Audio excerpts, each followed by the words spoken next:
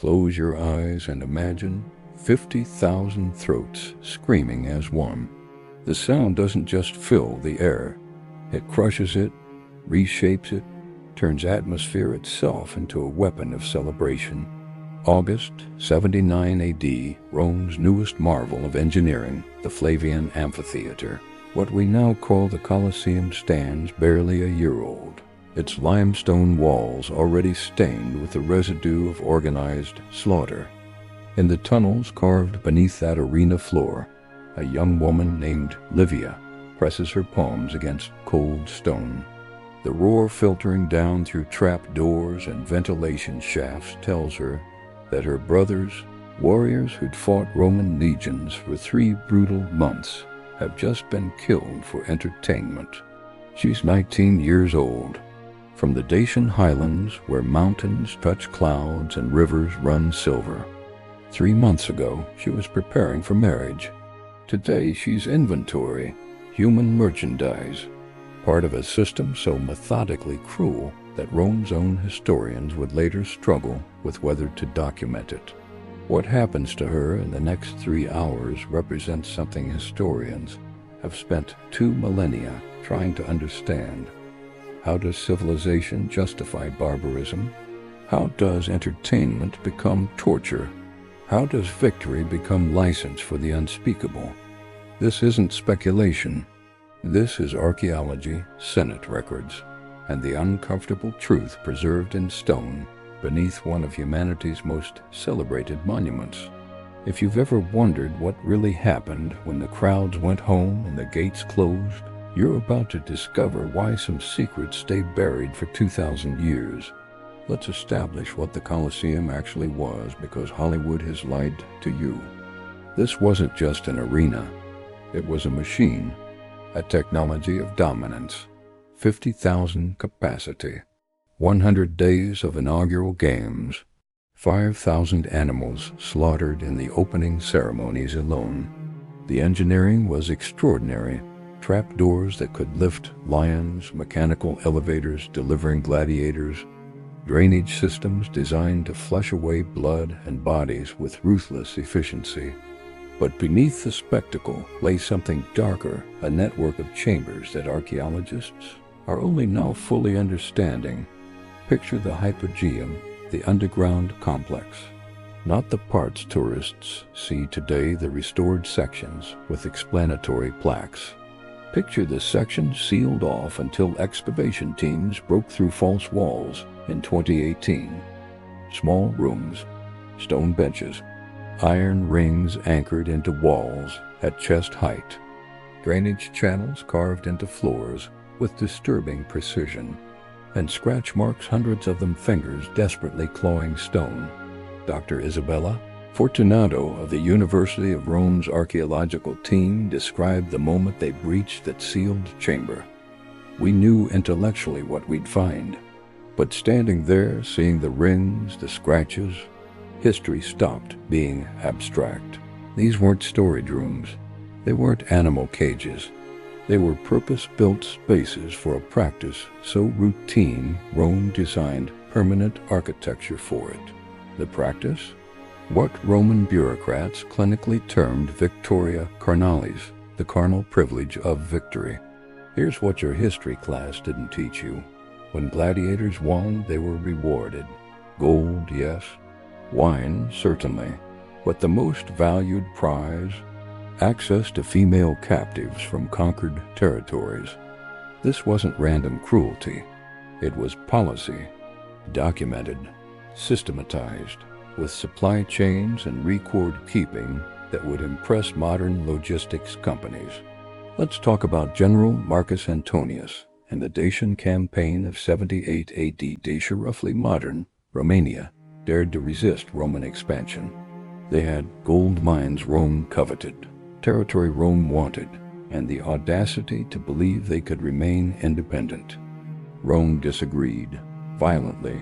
When Antonius returned to Rome in triumph, his inventory included 2,400 pounds of gold, territorial concessions that expanded the empire's northern frontier, and 847 human prisoners.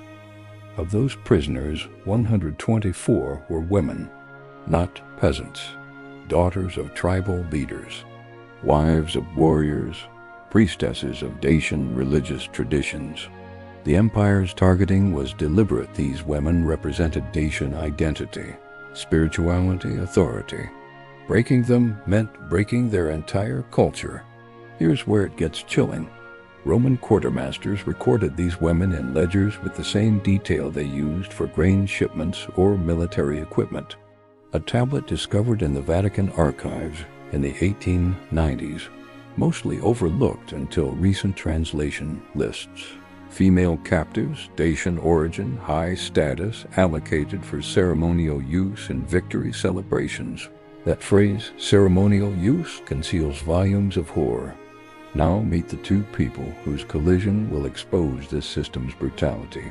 Cassius Valerius Maximus, 32 years old, 6 feet tall, enormous by ancient standards. His body is a map of violence, scar tissue from sword cuts, burn marks from net fighters, a twisted finger that never healed properly. He was born free. His father accumulated debt, perhaps gambling, perhaps failed business ventures, and when Roman law demanded payment, his father was executed and Cassius was sold into slavery at age 18. 14 years in the arena. 89 confirmed kills in sanctioned combat. He survives by being slightly faster, slightly smarter, slightly more ruthless than the men trying to kill him. What he dreams about: the Rudis, a wooden training sword given to gladiators who've earned freedom. What haunts him: dying nameless, another body dragged out on hooks while the crowd cheers for the next spectacle. This particular August afternoon, he's just defeated the Dacian champion in front of Emperor Titus himself. The crowd's adulation still rings in his ears. His reward is waiting below. Livia, 19 years old. Distinctive features that marked her as Dacian: darker hair, pale complexion characteristic of the highlands. 3 months ago, she was engaged to a warrior named Decebalus. She watched Roman soldiers cut him down during the final siege, watched her village burn, watched her entire world dissolve into smoke and screaming. Now she's in a holding cell with 17 other women, all of them ripped from their lives, their families erased, their futures canceled. She doesn't want salvation or rescue. She just wants to die without becoming entertainment. This morning, a guard informed her she'd been selected for afternoon proceedings. She didn't understand what that meant. She's about to learn. 3 o'clock. Shadows stretch across sand, still dark with morning's bloodshed. An official, the editor Munirus, master of games, descends into the hypogeum. Torchlight flickers off damp stone walls that smell of fear and excrement. He carries a bronze tablet listing Cassius's reward options. The gladiator's hands still shake from combat adrenaline. His muscles burn. His mind remains clouded by the nearness of death he just evaded. The emperor acknowledges your triumph, the official recites. By imperial decree and ancestral custom, you are entitled to the spoils of conquest. Make your selection. The tablet lists options: 500 denarii in gold, quality wine, a night in an actual bed, instead of barracks straw, or the phrase carefully inscribed, captiva adjungium, a captive for personal use. For a slave who owns nothing, who exists at the whim of others, this represents one of the few moments of autonomy in an otherwise powerless existence. Roman society didn't just permit this. It celebrated it as natural order. The conquered exist for the conqueror's pleasure. Logic refined over centuries, presented on bronze. Meanwhile, in the women's holding area, a different preparation unfolds. Guards arrive with water buckets, not for drinking, for washing. The women are scrubbed, their tangled hair combed, their torn garments replaced with clean tunics. Livia watches as 2 attendants work through the group, systematically, examining, recording on wax tablets. making notes. An older woman, Zalmoxis, a priestess from the Temple of the Sun, whispers what they all dread. They're preparing us. For selection, the word hangs in stale air like a curse. 3:30:20. Dacian women are herded through the elevator system, remarkable Roman engineering that could lift fighters, animals, and prisoners directly onto the arena floor through hidden trapdoors. Livia emerges into blinding sunlight and deafening noise. The crowd's roar hits like a physical assault. She smells roasting meat from vendors, perfume from aristocratic sections, and underneath everything, the copper stench of dried blood baking on hot sand. A herald announces their crimes: resistance to Roman authority, harboring rebels, refusing to honor Roman gods. Then the twist: they'll be given an opportunity to earn mercy by fighting each other, armed with wooden swords, wearing deliberately torn clothing designed for maximum degradation. Winners will be claimed by Rome's champions. Losers will be executed on the spot. The crowd roars approval. This is entertainment. Wooden swords are distributed. Livia grips hers, feeling rough grain against her palm. Across from her stands Catamusca de Ceballos' sister, a woman who taught Livia textile weaving, who sang at her engagement ceremony. Their eyes meet. The crowd screams for blood. The afternoon sun beats down mercilessly. The master of games raises his hand, drops it. Neither woman moves. The crowd's enthusiasm shifts to confusion, then anger. Fight, they scream. Barbarian cowards. Debris begins raining down olive pits. Chicken bones refuse from concession areas. Still, the women stand motionless, wooden swords at their sides. It's the most powerful resistance available to the powerless. Refusal. For 90 seconds, the mightiest empire on earth is defied by two unarmed women standing still. Then guards intervene. Catamusca is struck from behind with a sword blade. She collapses. The crowd cheers. Livia screams and rushes to her, dropping her weapon. Both are dragged away, not to execution, to something the crowd finds equally entertaining. If you're shocked by this calculated cruelty, understand this is just the surface. What happens next reveals the true machinery of dehumanization. In the hypogeum, bureaucratic machinery grinds forward with disturbing efficiency. A scribe records and official ledgers. 20 female captives, Dacian origin, processed for post-victory allocation. Another notation: 2 subjects resistant. Transferred to private chambers for champions. Exclusive use per established protocol. What follows represents Rome's most efficient system of commodification, the complete transformation of human beings into rewards. Livia and Catamusca are separated, each taken to different chambers, small rooms with stone benches, iron rings set into walls, and doors that lock from outside. The rooms are well lit, clean, and utterly terrifying in their mundane functionality. This isn't improvised horror in some dark dungeon. These are purpose-built spaces, part of the arena's architecture, as planned as lion cages or gladiator elevators. Cassius Valerius Maximus enters Livia's chamber at 4 o'clock. The door opens, eyes meet, silence falls. He's still wearing his arena armor, spattered with blood not his own.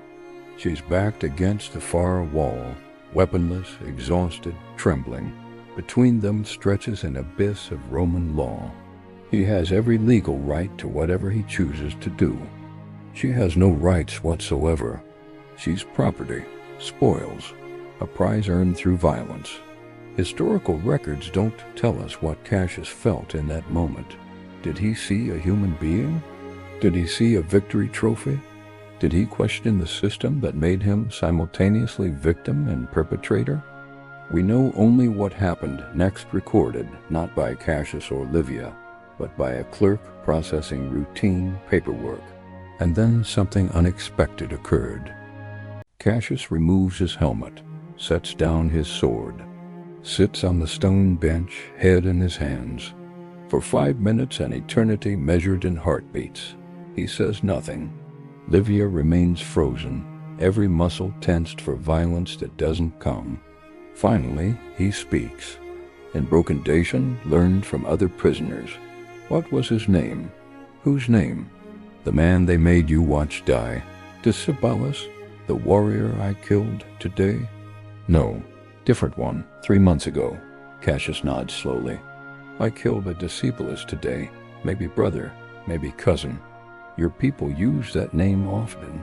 What follows isn't the assault Rome's system expected, but conversation between two people the empire tried to strip of humanity. Cassius tells her about his father executed when Cassius was 9, the debt that made him property. Livia tells him about her village burning, about Decebalus falling, about watching everything she loved turn to ash. 2 hours pass. Guards check twice, hear talking, assume compliance, leave them alone. At 6 o'clock, Cassius makes a decision that will cost him everything. He stands, walks to the door, calls for the guard. This woman is contaminated, he announces. Diseased. I refuse her. Take her to the physicians. It's the only loophole in the system. Diseased rewards could be rejected and returned to general prisoner status. The lie is transparent. The guard knows it. But the system has rules, and refusing a gladiator's claim is bureaucratically simpler than investigating his motives. Livia is removed to the medical holding area. The immediate consequence: she dies anyway, 3 days later. Not from violence, but from infection, a mundane death in overcrowded, unsanitary Roman captivity. The medical area is packed with sick prisoners, inadequate ventilation, no real treatment. The very mercy that spared her from one horror delivered her to another. Cassius never sees her again. He fights twice more that month, wins both times, refuses rewards both times. The empire takes notice. Rumors spread through gladiatorial barracks. Maximus has gone soft, converted to one of those strange Eastern religions preaching mercy, been cursed by Dacian witchcraft. In truth, he simply remembered he was human. Then the storm breaks. September 15th, 79 AD, Senator Quintus Aurelius Sempronius stands before the Roman Senate with a formal complaint. His nephew, a junior gladiator, has been beaten by his trainer for refusing traditional rewards after victory. The nephew claimed he was inspired by Maximus's example. The trainer argued he was enforcing proper Roman values. The case is trivial, except it forces the Senate to publicly acknowledge what everyone knows exists. According to accounts preserved in Senate records, a heated debate ensues regarding the propriety of certain practices related to defeated female captives. That bland language conceals a brutal 4-hour argument about whether Rome's treatment of conquered women has crossed from acceptable cruelty into something even hardened senators find excessive. The conservative faction, led by Senator Fabius, argues tradition. Our ancestors conquered their enemies utterly, body and soul. This made Rome great. The Reform faction, influenced by Stoic philosophy and pragmatic concerns about provincial rebellions, counters. We create martyrs and fuel resistance. Dead rebels can't breed more rebels, but traumatized survivors return home with stories that ignite generations of hatred. The decisive factor isn't morality. It's politics. 3 separate provincial governors have reported increased rebellion activity, specifically citing Roman treatment of captive women as recruiting propaganda for anti-Roman resistance. The empire is hurting itself. The official response: on October 1st, 79 AD, the Senate passes what historians call the Lex Captivae, the law of captive women. Its provisions are narrow but revolutionary.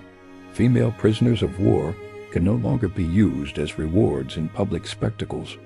Private exploitation continues. The law doesn't free anyone, but the public theater of humiliation ends. Enforcement is spotty. Many arena managers ignore it, but the principle is established.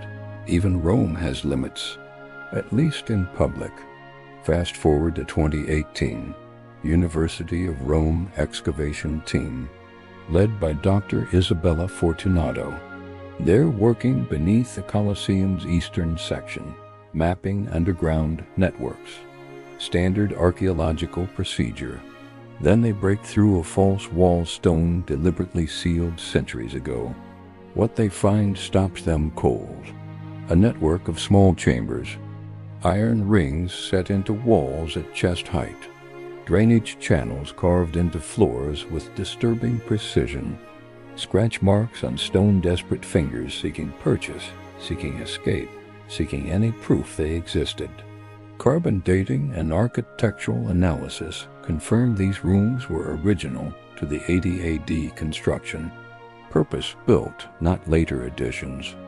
They find pottery fragments used for carrying water and food, suggesting prolonged occupation. Most telling, 6 bronze identification tags stamped with the word Captiva and dates. Ranging from 79 to 82 AD, Dr. Fortunato's team compares findings with textual evidence. Cassius Dio's historical writings from the 3rd century explicitly describe chambers for the allocation of conquered women to victorious fighters. Seneca's letters written decades earlier reference the practice without details. Tacitus, usually graphic in describing Roman brutality, is oddly silent on specifics, leading scholars to suspect even he found it too disturbing to chronicle fully. Competing theories emerge. Some historians argue the practice was rare, limited to specific celebrations. Others, citing the specialized architecture and multiple historical references, argue it was systematized and routine. The truth likely falls between, neither constant nor rare, but common enough to require dedicated facilities. You might be asking, why does a 2,000-year-old atrocity matter today? Because it reveals how civilizations justify cruelty through law, tradition, and entertainment.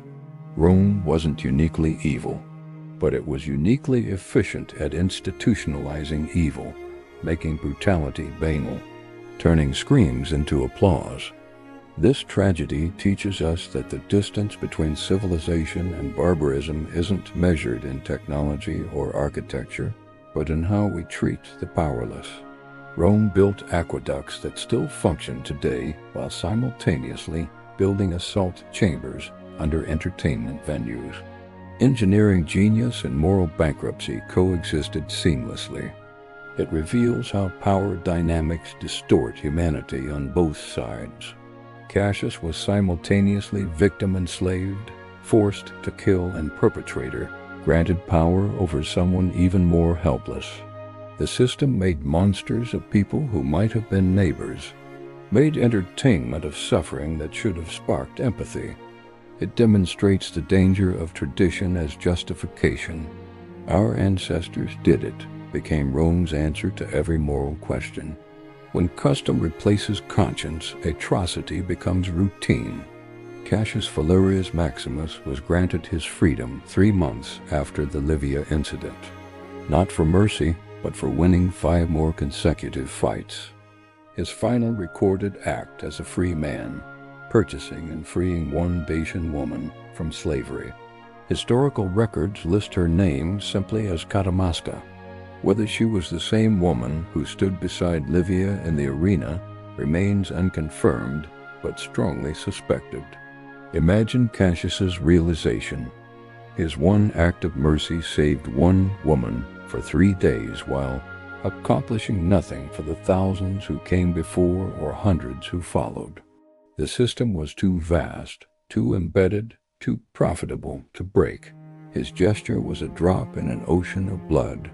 Imagine Livia's final hours, dying of preventable infection in a crowded cell, knowing she'd been spared one horror only to succumb to another, knowing that in Rome's calculus her death was too mundane to record, while the gladiator's unusual mercy became a footnote in Senate debates.